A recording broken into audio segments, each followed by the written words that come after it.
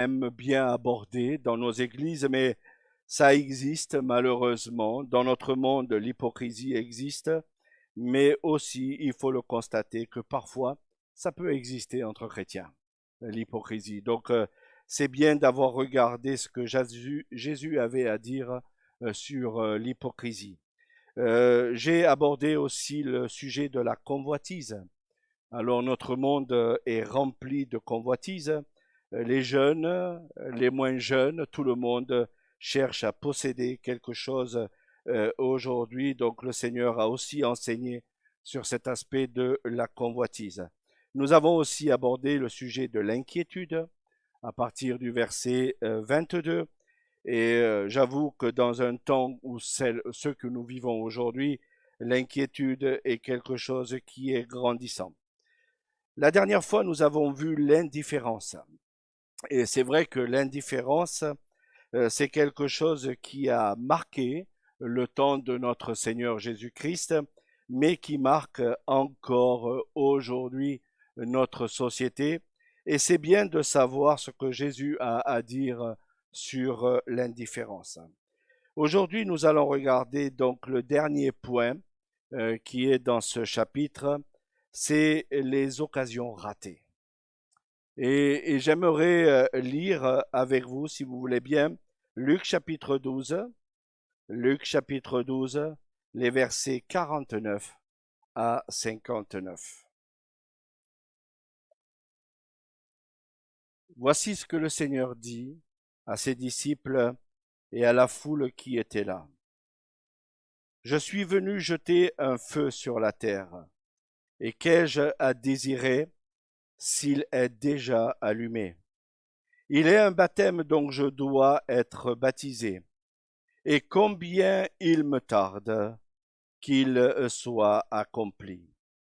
Pensez-vous que je sois venu apporter la paix sur la terre? Non, vous dis-je, mais la division, car désormais 5 dans une maison seront divisés, 3 contre 2 et 2 contre 3, le père contre le fils contre le père, la mère contre la fille et la fille contre la mère, la belle-mère contre la belle-fille et la belle-fille contre la belle-mère. Il dit encore aux foules, quand vous voyez un nuage se lever à l'Occident, vous dites aussitôt, la pluie vient, et il arrive ainsi. Et quand vous voyez souffler le vent du midi, vous dites, il fera chaud, et cela arrive. Hypocrite, vous savez discerner l'aspect de la terre et du ciel. Comment ne décernez-vous pas ces temps-ci? Et pourquoi ne discernez-vous pas de vous-même ce qui est juste lorsque tu es avec ton adversaire devant le magistrat? Tâche en chemin de te dégager de lui de peur qu'il ne te traite devant le juge, que le juge ne te livre à l'officier de justice et que celui-ci ne te mette en prison. Je te le dis, tu ne sortiras pas de là que tu n'aies payé jusqu'à la dernière pite. Alors, il y a beaucoup de choses dans ce texte, beaucoup d'avertissements, et nous allons essayer, en tout cas ce matin, de voir ensemble tout ce que le Seigneur a enseigné dans ce texte. J'ai cherché un peu, en préparant en tout cas cette prédication, de regarder un peu dans la Bible qui a raté l'occasion de rencontrer personnellement Jésus-Christ. Et j'étais surpris, mais honnêtement surpris, de voir que plusieurs ont raté l'occasion, en tout cas, de faire la rencontre personnelle. En préparant cette prédication, c'était la période du Black Friday. Je ne sais pas si vous en avez entendu, j'ai reçu une publicité dans mon téléphone qui me disait attention, c'est bientôt la fin. Ne rate pas le Black Friday. Bon, je ne sais pas où ils m'ont trouvé, mais en tout cas, ils m'ont trouvé. Avec l'intelligence artificielle, vous savez, on fait beaucoup de choses. Et les publicitaires m'ont trouvé pour me rappeler de pas rater le Black Friday. Et donc, je dois avouer, confesser que j'ai raté le Black Friday. J'ai pas couru dans les magasins pour aller acheter quoi que ce soit. La maison est bien fournie depuis quelque temps, donc je ne cherche pas à avoir plus de ce que j'ai. Mais en attendant, j'ai regardé dans la Bible les personnes qui ont raté l'occasion de faire une rencontre personnelle avec Jésus-Christ. La Bible nous dit que les principaux sacrificateurs, les scribes de l'époque de Jésus-Christ, au moment où Jésus-Christ arrive sur cette terre, les sacrificateurs et les scribes de l'époque connaissaient le village. Alors le village de Bethléem, c'est pas la ville d'aujourd'hui. Si vous allez à Bethléem aujourd'hui, c'est une grande cité. Rien à voir avec le village de l'époque. Mais les principaux sacrificateurs ont répondu à Hérode, le roi de l'époque, où se trouvait Jésus-Christ, où le Messie devait arriver. Il n'y avait pas l'adresse. Il ne savait pas qu'il allait naître dans une auberge, mais en attendant, il savait exactement où le Messie devait arriver. Si vous lisez Matthieu chapitre 2, le verset 4 à 6, les principaux sacrificateurs connaissaient la ville de naissance de Jésus-Christ. Je me dis, mais ces hommes auraient pu se déplacer. Ils ont raté l'occasion de faire la rencontre avec le Messie. Hérode le Grand, nous dit la Bible, que quand il a reçu les mages, il leur a dit aux mages, allez voir où ils se trouvent et vous reviendrez me voir et puis vous me direz exactement où c'est que vous l'avez trouvé et j'irai le visiter après par la suite. La Bible nous dit que les mages sont partis dans toute la discrétion, qu'ils ne sont peut-être pas arrivés en tout cas, mais en attendant, Hérode a tué tous les enfants de l'époque. Je me dis, il aurait eu l'occasion en tout cas de faire la rencontre avec Jésus-Christ. Il aurait pu se déplacer à Bethléem, avec les mages en tout cas. Il aurait pu se déplacer pour faire la rencontre avec les mages et voir le Messie promis. En attendant, il a préféré tuer tous les enfants de l'époque. Et je me dis, voilà deux personnes ou plusieurs personnes de l'époque de Jésus-Christ qui ont eu une occasion ratée de faire la rencontre avec le Seigneur Jésus-Christ. Un personnage dans la Bible que vous connaissez, Judas Iscariote. Je me dis, quelle tristesse. Quelle tristesse quand on lit l'histoire de Judas, de voir qu'il a vécu 3 années avec Jésus-Christ. Je suis persuadé qu'il y a bon nombre de personnes dans cette église qui auraient vécu simplement 1 semaine avec Jésus-Christ. Ils auraient déjà signé depuis très longtemps. Il a vécu pendant 3 ans avec Jésus-Christ, avec les 11 autres disciples. Il a voyagé avec Jésus.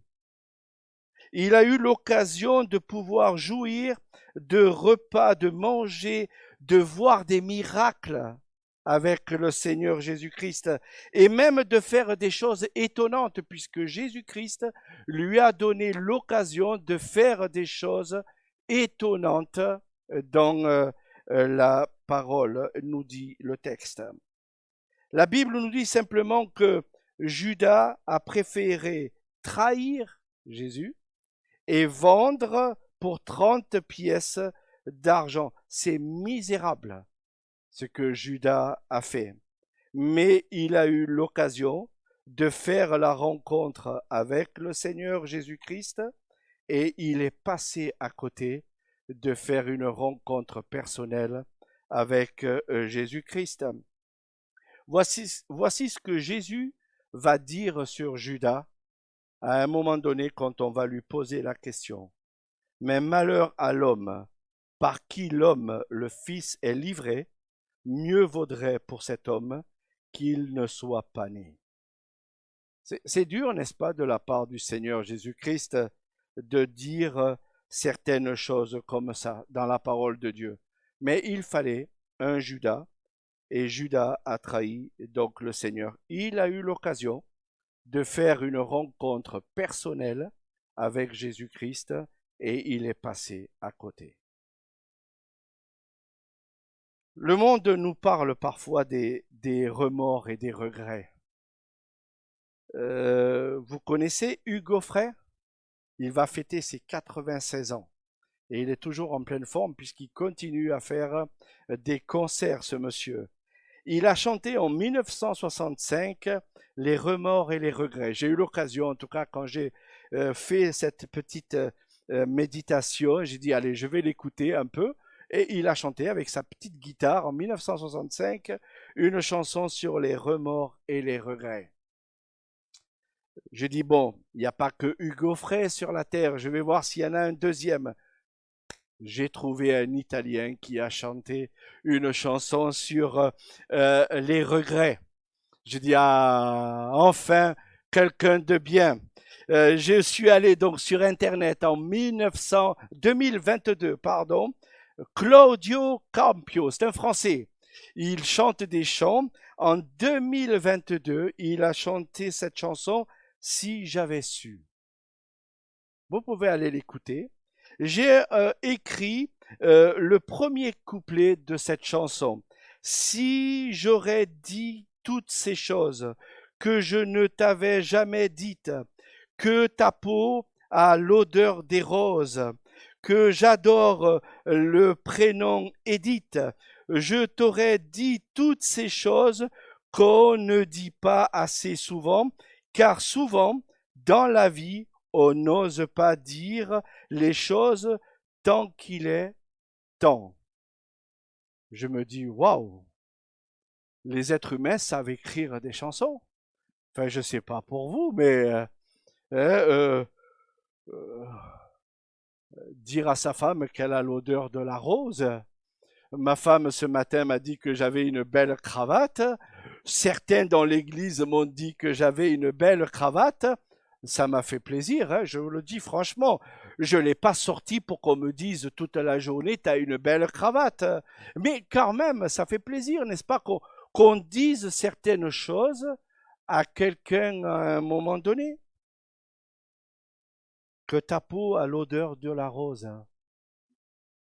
Ah, c'est quand même une belle parole, n'est-ce pas? Mais ce monsieur l'a dit.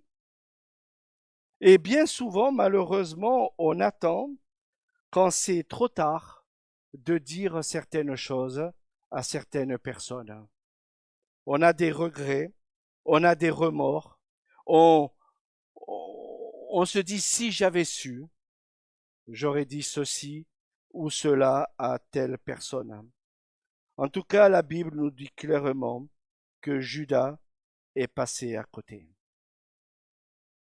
3 années, 3 années avec le Seigneur Jésus-Christ et il est passé à côté. Il est passé à côté de quoi, Judas? Il est passé à côté du salut. Il n'a pas accepté que Jésus-Christ était le Messie envoyé.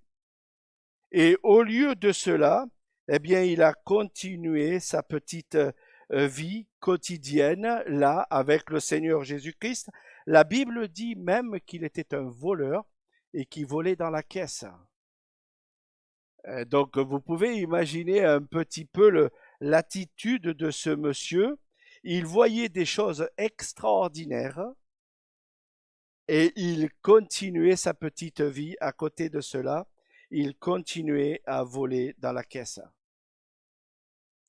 Je me dis quand même, ça montre bien l'attitude de cet homme. Il a eu un grand privilège, et il est passé à côté de Jésus sans l'accepter dans son cœur. Il a refusé de croire en Jésus-Christ. Vous savez, je me dis souvent, les Judas existent encore aujourd'hui. Oh, pas comme la Bible parle de lui, mais on s'aperçoit, n'est-ce pas, que les Judas existent encore aujourd'hui. Combien je me dis des fois quand je viens le matin ici ou le soir quand je pars, combien il y a deux voisins qui pourraient venir tous les dimanches matins assister à un culte, le voisin d'en face, le voisin d'à côté, les autres voisins, je me dis mais quel privilège ils ont d'avoir une église, ils ont juste à traverser la rue. Ils ont juste à traverser la rue, non pas pour venir m'écouter, mais pour venir écouter la parole de Dieu. Combien de fois vous avez rencontré sûrement une personne qui vous dit « Oui, je serai avec toi dimanche prochain ». Et puis dimanche prochain, toujours pas, la personne passe le cap de traverser la porte de l'église.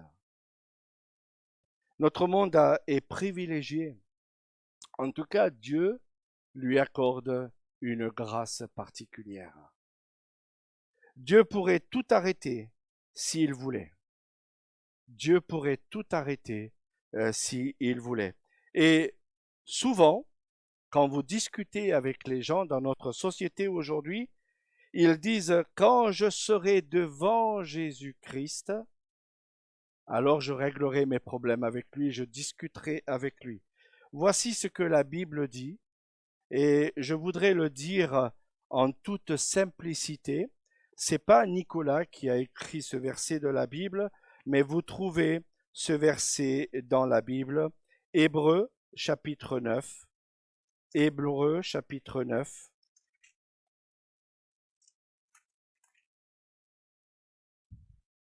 Les versets 27 et 28. Et comme il est réservé aux hommes de mourir une seule fois,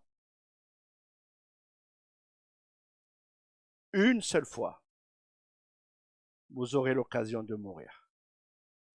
Voici ce que le Seigneur dit dans sa parole, après quoi vient le jugement. De même, Christ, qui s'est offert une seule fois pour porter les péchés de plusieurs, apparaîtra sans péché une seconde fois à ceux qui l'attendent pour leur salut. S'il y avait quelque chose que je voudrais que vous reteniez ce matin, on meurt qu'une seule fois. Après, on va se présenter devant le Seigneur Jésus-Christ et la Bible dit clairement, il va y avoir un jugement. Laissez-moi vous montrer cet homme qui a présenté, en tout cas qui s'est présenté en tant qu'homme de paix, puisque la Bible nous dit que quand il est né, le Seigneur Jésus-Christ, on parle de prince de la paix. Le Messie devait apporter la paix sur la terre. Ésaïe 9, verset 5, la Bible dit clairement qu'il devait apporter la paix. La Bible dit qu'il devait conduire la paix sur cette terre. Et là, je m'aperçois qu'en lisant ce passage, eh bien, son discours change complètement vis-à-vis des personnes qui sont là devant lui. Et le Seigneur va donner 3 avertissements aux disciples, premièrement, et ensuite aux personnes qui sont là avec lui, qui sont en train de l'écouter. Premier avertissement, il invoque la certitude du jugement à venir. Vous avez lu comme moi les versets 49 et les versets 50 que le Seigneur dit clairement qu'il a apporté sur cette terre le feu. Je me dis, le feu dans la Bible, ça illustre la destruction. Jésus n'a jamais venu dans l'idée, en tout cas premièrement, ça ne veut pas dire que la paix ne va pas venir un jour, et la paix viendra un jour, mais au début, quand le Seigneur est venu, La Bible nous dit clairement que le Seigneur a d'abord apporté la division, le conflit, la persécution, l'effusion de sang. Si vous lisez l'histoire de l'Église primitive, la première Église qui a démarré, franchement, ils ont été persécutés, les premiers chrétiens. Hein. Les premiers chrétiens, certaines personnes se sont fait lapider. Vivre le martyre, c'était quelque chose de quotidien et le Seigneur leur rappelle qui n'était pas venu apporter la paix sur cette terre. Oui, plus tard, dans l'éternité, mais pas dans l'immédiat. Et quand on voit un petit peu le contenu de sa vie ici-bas sur cette terre, je me dis quel avertissement que le Seigneur est en train de donner à ses disciples. Deuxième chose qu'il dira dans le texte au verset 50, je dois passer d'un baptême que il se pressait de le passer. Il avait envie vite de tourner vite la page. La page de quoi? De la mort à Golgotha, de l'approche de la souffrance, de l'obstacle de la croix, qui était pour lui un moment très difficile. Et la Bible le dit clairement, quand on va arriver vers la fin de l'évangile de Luc, on s'aperçoit que le Seigneur souffrait de ce moment, mais il voulait obéir à son Père pour aller jusqu'au bout. Et le Seigneur le dit en tout cas là, à ces personnes. Premier avertissement, donc il leur dit clairement la certitude d'un jugement à venir. Deuxième avertissement, il leur dit un enseignement de la réalité du conflit présent. Et je voudrais vous montrer que on aimerait, n'est-ce pas, qu'il y ait la paix sur cette terre. Moi, je suis le premier à prier pour la paix. Mais quand je vois les loustiques, et j'emploie un bon mot, qui sont à certains gouvernements aujourd'hui, je me dis, vous pensez qu'on peut avoir la paix? Honnêtement? Vous pensez qu'on peut avoir la paix avec un Trump? Tu fais ce que je te dis, et si tu n'es pas content, je t'impose. Vous pensez qu'on peut avoir la paix avec un homme comme ça, aujourd'hui? Vous pensez qu'on peut avoir la paix avec certains dictateurs dans ce monde? Vous savez, il y a des gens qui souffrent dans ce monde. Moi, je suis reconnaissant que Macron n'a pas déclaré la guerre, hein, mais imaginez qu'un jour un président déclare la guerre à un autre pays. Je me dis, est-ce que vous pensez que c'est quelque chose qui peut arriver? Bien sûr que oui. C'est déjà arrivé dans le passé. Nous avons été en conflit avec des tas de pays dans le passé et nous pouvons être en conflit avec tas de pays dans l'avenir. Je me dis, le Seigneur a rappelé, n'est-ce pas, certaines choses qui montrent bien que, pardon de le dire aussi directement, mais la fraternité humaine universelle, je ne sais pas si elle existera un jour. Même entre nous, parfois, on se mange le foie. Enfin, je le dis gentiment. Hein. Je ne veux pas non plus prétendre qu'on se morde, hein, mais il est arrivé dans le passé où on s'est mordu. Gentiment. On est des chrétiens, on ne va pas se dévorer. Mais, n'est-ce pas, le Seigneur montre réellement la réalité. Notre ancienne nature reviendra toujours à la surface. Que vous le vouliez ou pas, nous sommes constitués.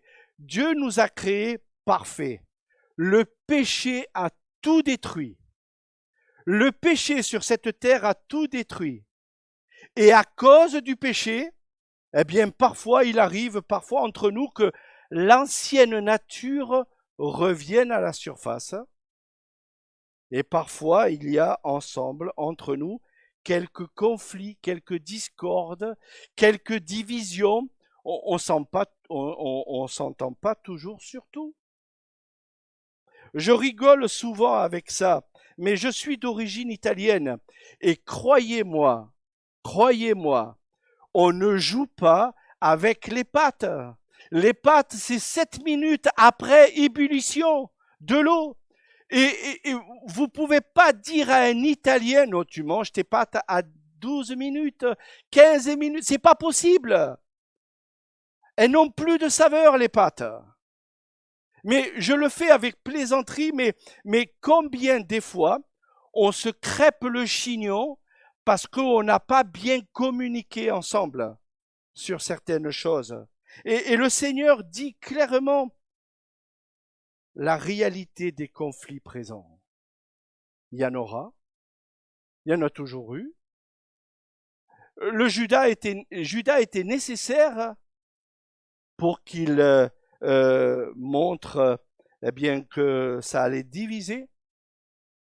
Est-ce que vous pensez que les disciples savaient qui était Judas? Ils étaient perturbés hein, à un moment donné, hein, mais le Seigneur les a bien avertis à un moment donné. Souvent, on pose la question, est-ce que l'Église va passer la persécution ou pas? Que Dieu préserve ce pays. Que Dieu préserve ce pays. Je vous le dis honnêtement, que Dieu préserve ce pays. Tout peut arriver demain. Troisième avertissement que le Seigneur donne dans ce texte, c'est le verset 54 à 59. Il parle du danger manqué de discernement. Vous savez, les Juifs ont été avertis. Ils savaient qu'il y avait un Messie qui devait venir. Mais quand je regarde et quand je lis les évangiles, je me dis un Messie à leur sauce à eux. C'est-à-dire un Messie comme eux le désiraient. Naître dans une auberge, notre Messie, pas question. À Bethléem? Ouais, mais dans le meilleur palais de Bethléem. Hein? Pas dans une hostellerie, avec des animaux. Vous savez, des fois, on a des idées, on manque de discernement, on pense qu'on a les solutions à tout sur certaines choses. Les Juifs savaient à l'époque que quand un nuage apparaîtrait de l'Occident, demain, il pleut. Merveilleux, non? Quand il y a un vent qui vient du sud, la chaleur, demain, sécheresse. C'est pas merveilleux, ça? Le sens divinatoire, hein? De savoir qu'un nuage au-dessus de ta tête peut apporter de la pluie. Enfin, il ne faut pas sortir de Saint-Cyr pour savoir ça. Mais à l'époque, ils savaient discerner les choses. Est-ce que vous pensez qu'aujourd'hui, au XXIe siècle, est-ce que vous pensez qu'on peut discerner le temps? Ben oui. En 2015, le monde s'est réuni et ils ont tous dit changement climatique. Faisons quelque chose. Sinon, on va aller à la catastrophe. Aujourd'hui, on a parlé de la COP 2030. Le discours est toujours le même. Hein? Si on continue, on va aller à la catastrophe. Alors, quelques-uns ont créé la voiture hybride. Votre pasteur en a une, pardon. D'autres sont allés avec la voiture électrique. Il y a quelques personnes dans l'église peut-être qui ont une voiture électrique, comme si c'était la révolution. Mais il y a quand même des choses nouvelles, n'est-ce pas, qui sont arrivées. Certains vous disent, allez, mettez sur votre toit de la photovoltaïque et ça va régler votre problème. Oui, peut-être pour un temps. Donc il y a eu quand même des choses qui ont été créées. Mais dernièrement, à la COP 31 au Brésil, ils ont dit nous devons toujours lutter contre 2 degrés, 2 ou 3 degrés en moins sur cette terre. Est-ce que vous pensez que entre 2015 et 2025, donc 10 ans qui se sont passés, est-ce que vous pensez que certains ont réglé certains problèmes? Pas du tout. On va toujours droit au mur. Les gens disent toujours la même chose. Si vous ne changez pas, on va aller droit au mur. Je suis persuadé qu'il va y avoir une COP 31, 32, 33, 34, 35. Enfin, je vais arrêter là, parce que je ne vais pas aller jusqu'à 100. Mais vous savez, l'être humain est très très bon quand il veut changer les choses. Ils vous le disent même publiquement. Changement. J'ai même entendu un jour en antillais, parce que je ne savais pas comment on le disait en antillais, mais un jour, il y a quelqu'un qui a dit « en nous changer les choses ». Donc je sais ce que ça veut dire changer les choses, même en antillais. Est-ce que vous pensez que on change? Pas du tout. Et le Seigneur nous demande jamais de faire non plus la révolution, mais en même temps, je pense que nous avons une responsabilité en tant qu'Église de parler de Jésus-Christ à ce monde qui se perd, qui va en enfer. Et je pense que nous avons, nous, en tant que responsabilité, en tant qu'Église, de se dire, mais si cette personne va en prison pour l'éternité, autant essayer de la sauver, n'est-ce pas? Alors il y a certains qui ont tout fait pour pas y aller en prison. Mais en attendant, n'est-ce pas, si vous voyez quelqu'un qui va à la catastrophe, vous essayez de le sauver, n'est-ce pas? Mais il y a beaucoup de gens qui vont à la catastrophe. Il y a beaucoup de gens aujourd'hui qui refusent d'entendre ou de dire que Jésus-Christ est le Sauveur. Il y a beaucoup de gens à l'époque de Jésus-Christ, Jésus-Christ les avait avertis 1 fois, 2 fois, 3 fois. Si vous ne vous repentez pas, vous allez aller à la catastrophe. Et le Seigneur leur a parlé plusieurs fois. Ils ont été à la catastrophe quand? Ça, c'est l'histoire qui nous le dit. L'Empire romain était déjà en Palestine à l'époque. Mais en l'an 70, il y a un dictateur qui est arrivé qui a voulu faire table rase pour la Palestine en l'an 70. Et les Juifs ont énormément souffert depuis cette date-là. Si vous regardez l'histoire, l'histoire nous montre régulièrement qu'à partir du moment qu'ils ont refusé le Messie promis, les Juifs ont énormément souffert à partir de cette date-là. Est-ce qu'ils ont été avertis? Bien sûr. Est-ce que vous pensez que l'humanité perd l'occasion de croire en Jésus-Christ tous les jours? Tous les jours, le Seigneur dit, il va y avoir la tempête. Et si vous n'acceptez pas Jésus-Christ, vous allez aller dans la tempête. Vous allez aller dans la tempête. Est-ce que vous ne pensez pas que ce message, on n'aimerait pas le dire de temps en temps à nos enfants, à notre famille, à nos cousins, à nos cousines, à notre voisin? Si tu ne changes pas, tu vas aller en enfer. Je voudrais vous lire un texte qui se trouve dans l'épître aux Corinthiens. Voici ce que Paul dit aux Corinthiens. Le chapitre 2 Corinthiens, chapitre 5.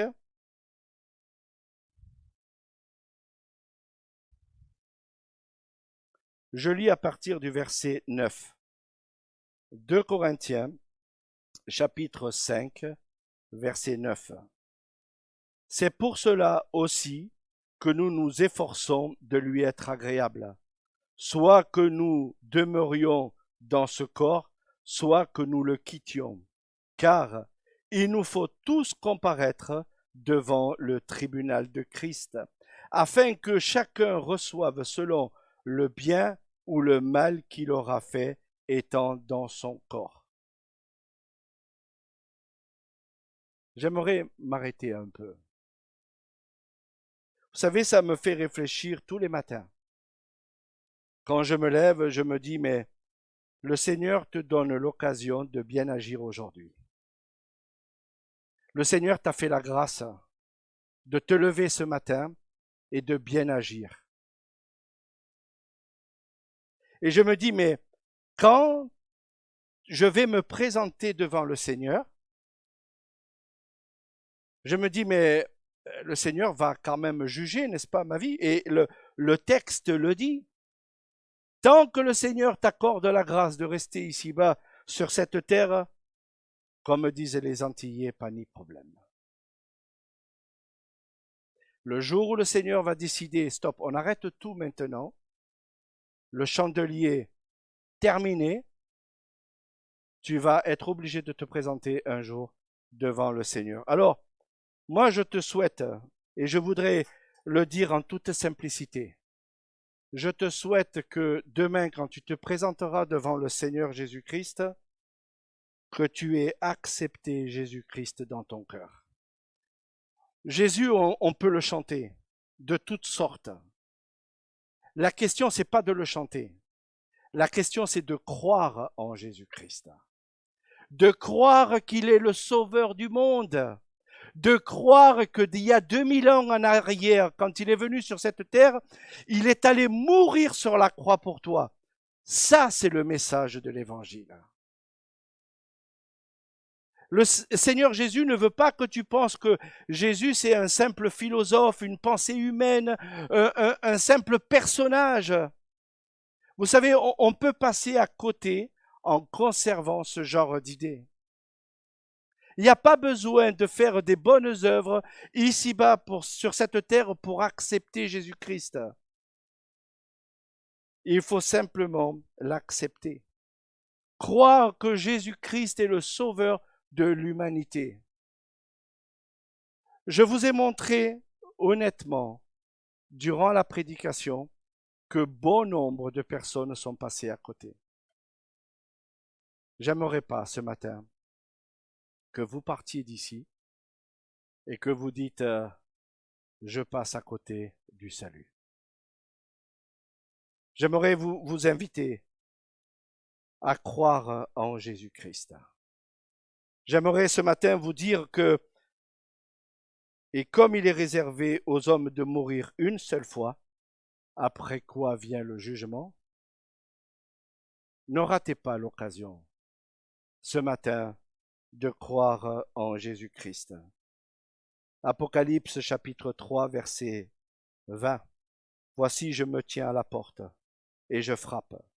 Si quelqu'un entend ma voix et ouvre la porte, j'entrerai chez lui, je souperai avec lui et lui avec moi. Que ce soit l'occasion peut-être pour vous de comprendre la nécessité de croire en un sauveur qui a donné sa vie pour vous, pour vos péchés. Amen. Seigneur, merci pour cette occasion de pouvoir encore une fois tout simplement réfléchir à ce salut. C'est vrai que, comme l'a rappelé le texte ce matin, des hommes religieux de l'époque, des sacrificateurs, des scribes, ont eu une occasion, Seigneur, de rencontrer le Sauveur et ils ne l'ont pas fait. Il y avait aussi, Seigneur, ce roi, Hérode, qui à l'époque, Seigneur, aurait pu au moins se déplacer avec les mages d'Orient, et il ne l'a pas fait, Seigneur. Il est passé à côté. Seigneur, il y a eu aussi dans l'histoire cet homme qui s'appelle Judas Iscariote. Seigneur, qui avait eu l'occasion, en tout cas, de rencontrer personnellement Jésus.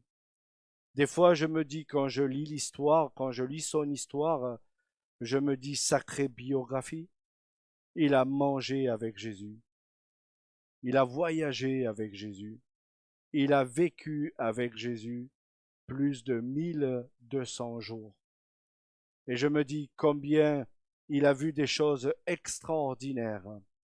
Et des fois, je me dis combien nous voyons des choses extraordinaires se passer dans nos vies et nous passons à côté. Seigneur, moi je te prie vraiment que ce soit l'occasion aujourd'hui pour que ce soit pour nous un jour de salut. Un jour où je me dis tout simplement, j'arrête de réfléchir. J'arrête de passer à côté. Je veux simplement accepter Jésus-Christ dans mon cœur. Et puis, pour les autres, pour nous, Seigneur, qui sommes parfois de bons chrétiens, qui manifestons l'idée d'être un bon chrétien, n'oublions jamais, oh non jamais, qu'un jour on devra se présenter devant toi et que tu jugeras tout le bien et le mal que nous aurons fait sur cette terre. Ces paroles sont parfois dures, mais un jour on aura des comptes à rendre. Et je me dis peut-être que parfois il y a certaines attitudes, certaines modifications dans nos vies, certains changements aussi dans notre vie personnelle, qui méritent parfois la réflexion de dire là, j'ai pas été un exemple, là j'ai pas été le sel et la lumière du monde. Dans ma vie personnelle, mais aussi dans ma vie familiale, j'ai pas été à la hauteur de ce que Jésus me dit de faire. Seigneur, que nous puissions vraiment nous le rappeler au quotidien, que nous puissions tout simplement venir à la croix, te demander pardon et de marcher en nouveauté de vie. À toi en revienne toute la gloire, au nom du Seigneur Jésus-Christ. Amen. On va